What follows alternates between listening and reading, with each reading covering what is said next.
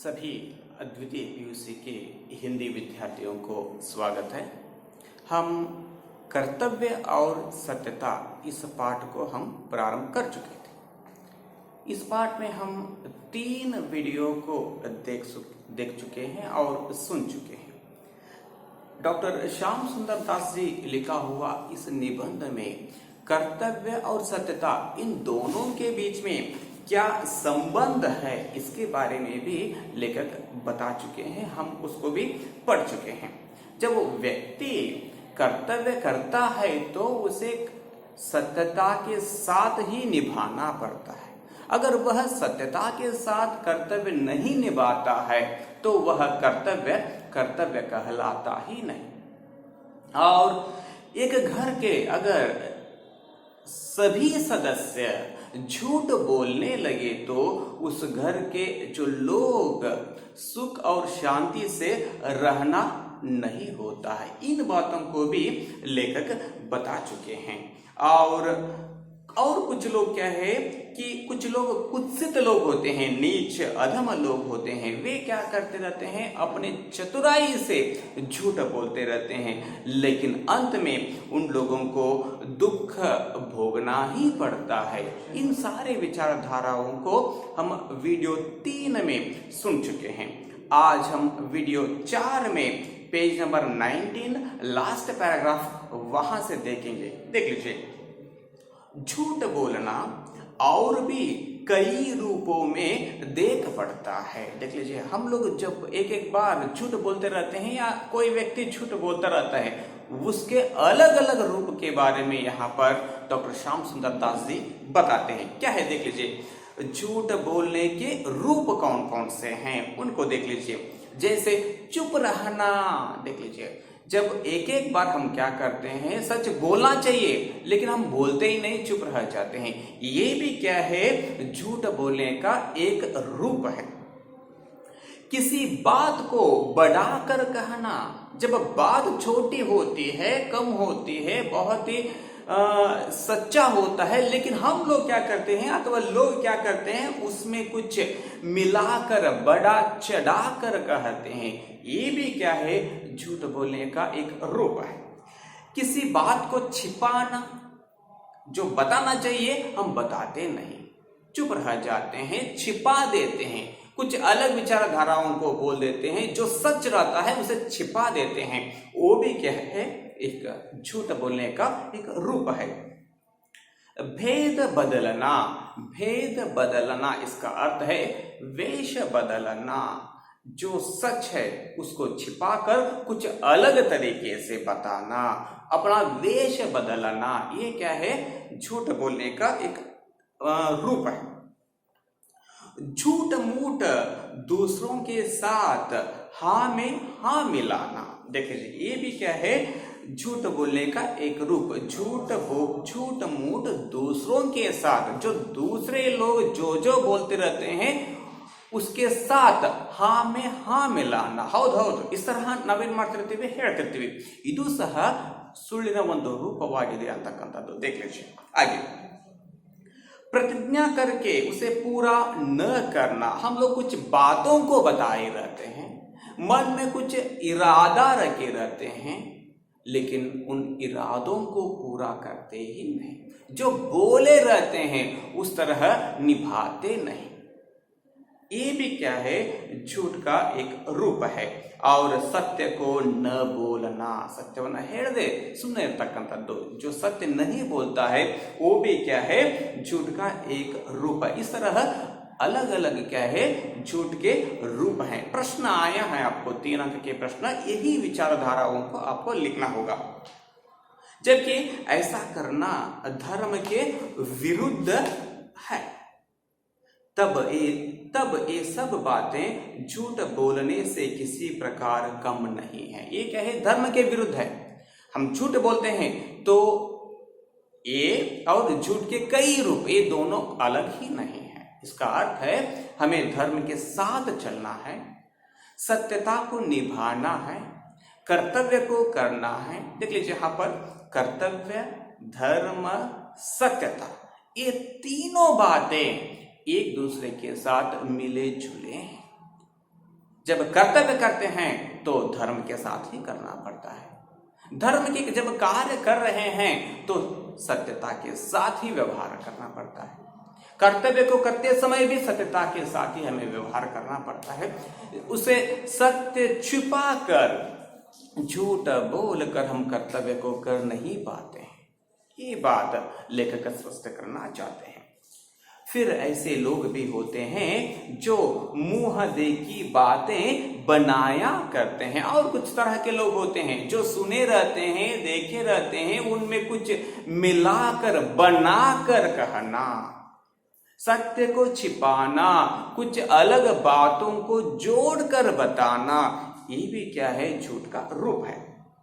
परंतु करते वही काम है जो उन्हें रुचता है। इस तरह के जो लोग अपनी रुचि के अनुसार ऐसे करते रहते हैं, अपने मन में आनंद लेने के लिए ऐसे करते रहते हैं, लेकिन यह झूठ है, ये झूठ का एक रूप ही है।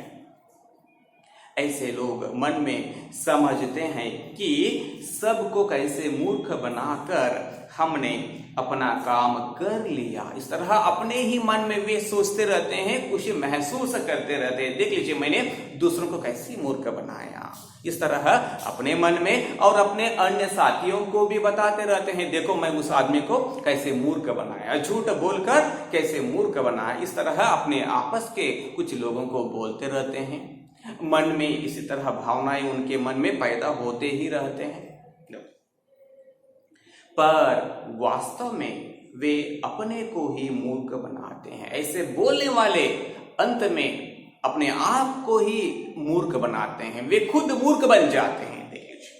और अंत में उनकी पोल खुल जाने पर, उनकी देख लीजिए कोने की नक्ति, उनका पोल खुल जाना, रहस्य प्रकट होना, तो लोगों को पता चल जाता है, अरे ये व्यक्ति हमें झूठ बोलकर उल्लू बनाने की कोशिश किया था। इस तरह जब उनको पता चल जाता है तो जो झूठ बोलने वाले व्यक्ति को दुख सहना पड़ता है, और समाज में लोग उन्हें घृणा करने लगते हैं और उनसे बात करना अपना अपमान समझते हैं। अंत में जो झूठ बोले रहते हैं इसके साथ बातचीत भी नहीं करते हैं, चुप हो जाते हैं, और अगर बातचीत करेंगे तो ये क्या है, अपना अपमान है, इस तरह समझकर उसके साथ बातचीत करना छोड़ देते हैं।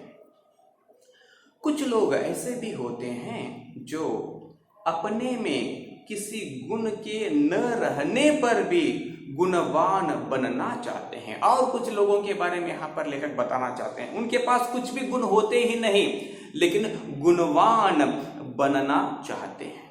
एक उदाहरण यहाँ पर लिख दे रहे हैं, देख लीजिए। जैसे अंदर उदाहरण है ये, देख लीजिए।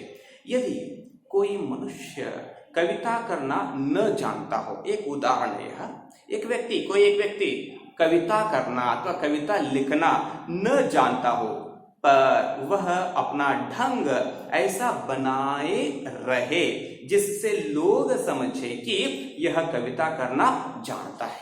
वह किस तरह व्यवहार करता रहता है, लोगों के सामने मुझे कविता लिखना आता है, मैं एक कवि हूं, इस तरह व्यवहार करते रहते हैं, झूठ मूठ व्यवहार करते रहते हैं। उस तरह का ढंग दिखावे के लिए लोगों के साथ रहते हैं, देख लीजिए। तो यह कविता का आडंबर रखने वाला मनुष्य झूठा है। इस तरह जो व्यक्ति कविता का आडंबर रखते हैं, ढोंगी बने रहते हैं, वह झूठा है। और फिर वह अपने जो वेश का निर्वाह पूरी रीति से न कर सकने पर दुख सहता है। जो वेश धारण किया रहता है, मैं कवि हूं, मुझे कविता करना आता है, इस तरह का जो वेश धारण किया रहता है, वह अंत में दुख सहना ही पड़ता है, क्योंकि उस वेश को वह बहुत दिनों तक डालना उसे नहीं होता है। एक न एक दिन वह वेश निकल जाता है, आडंबर दूर हो जाता है, और उस तरह के जो लोगों को समाज में घृणा से देखने लगते हैं और उन्हें खुद दुख का अनुभव करना पड़ता है। और अंत में भेद खुल जाने पर सब लोगों की आंखों में झूठा और नीच गिना जाता है। तो लोग उसे अंत में झूठा आदमी है, नीच आदमी है, इस तरह समझने लगते हैं। परंतु जो मनुष्य सत्य बोलता है, देख लीजिए, जो व्यक्ति सत्य बोलता है वह आडंबर से दूर भागता है। देख लीजिए कितना सुंदर वाक्य। जो सत्य बोलने वाले आडंबर नहीं करते हैं, आडंबर से दूर भागते हैं। देख लीजिए, और उसे दिखावा नहीं रुचता है।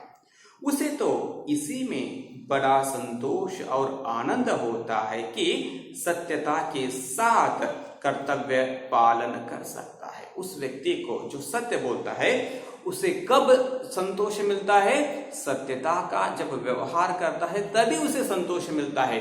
अगर झूठ बोलने लगता है तो उसके जो मन का जो संतोष क्या हो जाता है, दूर चला जाता है, दुख का अनुभव करता है। जो सत्य बोलते हैं वे सत्यता के साथ ही अपना जीवन बिताते रहते हैं और वे खुशी से रह सकते हैं।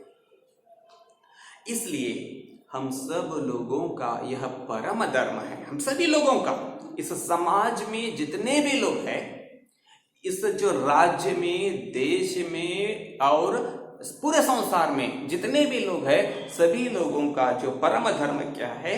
सत्य बोलना है। इस तरह डॉक्टर श्याम सुंदर दास जी बता रहे हैं। सत्य बोलने को सबसे श्रेष्ठ माने। सत्य नಮ್ಮೆಲ್ಲರಿಗೆ अति ದೊಡ್ಡದು ಯಾವುದಪ್ಪ ಅಂತಂದ್ರೆ सत्य ಅಂತಕ್ಕಂಥದ್ದು। और कभी झूठ न बोले, चाहे उससे कितनी ही अधिक हानि क्यों न होती हो। झूठ बोलने से हमें बहुत सारा हानि होता है तो भी हमें झूठ न बोलना चाहिए। सत्य बोलने ही से समाज में हमारा सम्मान हो सकेगा और हम आनंद पूर्वक अपना समय बिता सकेंगे। जब सत्य बोलते हैं तो ही समाज में हमें क्या मिलता है? सम्मान मिलता है और अत्यंत आनंदित हम लोग रहते हैं। देख लीजिए, यह जो वाक्य संदर्भ सहित स्पष्टीकरण में आया है, इंपॉर्टेंट वाक्य, क्योंकि सच्चे को सब कोई चाहते और झूठे से सभी घृणा करते हैं। जो सत्य बोलता है उसे सभी लोग चाहते हैं, सभी लोग प्रेम करते हैं, उसके साथ रहना चाहते हैं, मित्रता रखना चाहते हैं। लेकिन झूठे के साथ कोई भी व्यक्ति रहना नहीं चाहता और उससे बातचीत करना भी नहीं चाहते। और लोग और समाज में उस तरह के व्यक्तियों को घृणा से देखते हैं। यदि हम सदा सत्य बोलना अपना धर्म मानेंगे, तो सत्य बोलना ही हमारा धर्म है, इस तरह हम लोग मानते हैं, तो हमें अपने कर्तव्य के पालन करने में कुछ भी कष्ट न होगा। जब जो व्यक्ति सत्य बोलता रहता है तो उस तरह के व्यक्ति को कर्तव्य पालन करते समय कष्ट नहीं होगा, आराम से अपने कर्तव्यों को वह पूरा करता रहता है। जब झूठ बोलने लगते हैं तो वे व्यक्ति कर्तव्य पालन करना उसे नहीं होता और बिना किसी परिश्रम और कष्ट के हम अपने मन में सदा संतुष्ट और सुखी बने रहेंगे। जो व्यक्ति धर्म पालन करते हैं, जो व्यक्ति कर्तव्य पालन करते हैं, जो व्यक्ति सत्य बोलते हैं, उन लोगों को कुछ भी कष्ट नहीं होगा। वे हमेशा संतोष से, आनंद से अपना जीवन बिता सकते हैं। इस तरह डॉक्टर श्याम सुंदर दास जी क्या है, कर्तव्य और सत्यता, इस निबंध में कर्तव्य के बारे में, सत्यता के बारे में, धर्म के बारे में अनेक विचारधाराओं को उदाहरण के साथ बताए हैं। ये हमारे लिए एक बहुत ही महत्वपूर्ण बात है कि हम लोग अपने कर्तव्य को सही तरीके से करें। चाहे वह व्यक्ति बच्चा हो, बड़े हो, बूढ़ा हो, कोई भी व्यक्ति हो, जो भी कार्य करता रहता है अपने कार्य को सत्यता के साथ ही करें, धर्म के आधार पर ही करें और उस कर्तव्य को पूरा करें। इस तरह डॉक्टर श्याम सुंदर दास जी बताए हैं। यहाँ तक यह जो पाठ क्या हो गया, समाप्त हो गया। धन्यवाद।